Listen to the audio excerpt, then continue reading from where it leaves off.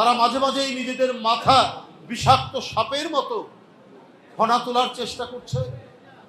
যারা শিশু কিশোরের রক্ত পান করেছে, তাদের রক্ত দিয়ে হাত রঞ্জিত করেছে, পা রঞ্জিত করেছে, তাদের বিচার ছাড়াই আপনি কি করে বিভিন্ন সংস্কার করবেন?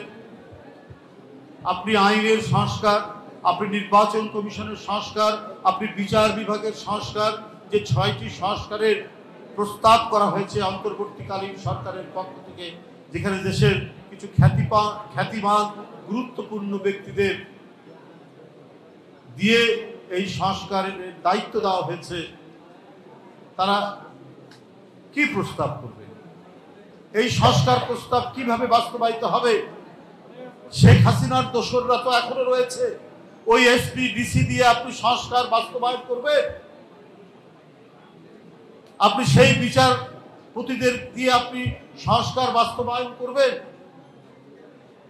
এরা তো অধিকাংশই এখনো শেখ হাসিনাকে যারা রক্ষা করতে গিয়ে মানুষকে মানুষ মনে করেনি, লাশের পাহাড়, লাশের মিছিল যারা তৈরি করেছে, সেই ব্যক্তিরাই তো রয়েছে এখন নানাভাবে। তাহলে অন্তর্বর্তীকালীন সরকারের যে সদিচ্ছা, গুডউইল, তত্ত্বাবধায়ক অন্তর্বর্তীকালীন সরকারের প্রধান, যিনি দেশ বিদেশ থেকে অনেক সম্মান অর্জন করেছেন, এদেশের মানুষ যাকে আস্থা রেখে অন্তর্বর্তীকালীন সরকারের প্রধান বানিয়েছে, নিঃসন্দেহে তিনি একজন গুণী মানুষ। ডক্টর মোহাম্মদ ইউনূস সাহেব, তিনি যে সংস্কারের জন্য যাদেরকে দায়িত্ব দিয়েছেন, তাদের প্রস্তাবগুলো কিভাবে বাস্তবায়িত হবে, এটাই তো বড় প্রশ্ন।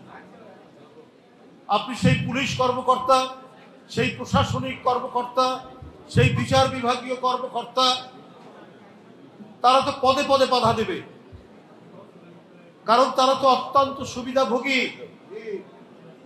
তারা তো শেখ হাসিনার অত্যন্ত আস্থাভাজন। শেখ হাসিনা তাদেরকে লালন পালন করেছেন।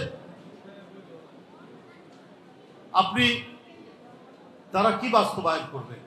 আর যারা তানভীরের হত্যাকারী, ফৈয়াজের হত্যাকারী, আবু সাইদের হত্যাকারী, মুগ্ধর হত্যাকারী, তাদের বিচার ছাড়া কোন সংস্কার কি বাস্তবায়ন হতে পারে?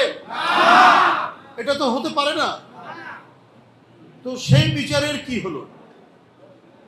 এখনো তো অবলীলায় তারা ভিতরে ভিতরে নানাভাবে অবস্থান করছেন, কারণ লক্ষ লক্ষ কোটি টাকা তারা বিগত 15, 16, 17 বছরে উপার্জন করেছেন। তার তথ্য, এটা আমার রাজনৈতিক ভাষার কথা নয়, একেবারে অথেন্টিক প্রমাণ সাপেক্ষ। কত লক্ষ কোটি টাকা ঋণ পেয়েছেন, কত লক্ষ কোটি টাকা বিদেশে পাচার করেছেন। এই টাকা তো সব পাচার হয়নি, এখনো তো কিছু কিছু আছে, এবং যারা ঘাপটি মেরে আছে তাদের কাছেই আছে। তারা মাঝে মাঝেই নিজেদের মাথা বিষাক্ত সাপের মতো ফনা তোলার চেষ্টা করছে, এবং বিভিন্ন জায়গায় তারা সবল মারার চেষ্টা করছে। আপনার কদিন আগে আনসারদেরকে দিয়ে আনসার বিদ্রোহ ঘটানোর চেষ্টা করলেন। তার কয়েকদিন পরে গোপালগঞ্জে আপনার স্বেচ্ছাসেবক দলের এক ছেলেকে মেরে ফেলা হলো।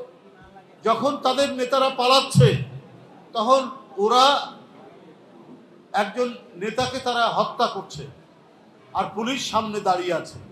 তাহলে এই পুলিশ যারা হত্যাকাণ্ড ঘটছে সেখানে যদি দাঁড়িয়ে থাকে, তাহলে এইটা দিয়ে আপনি কার কি সংস্কার বাস্তবায়ন করবেন? আপনি কার বিচার করবেন?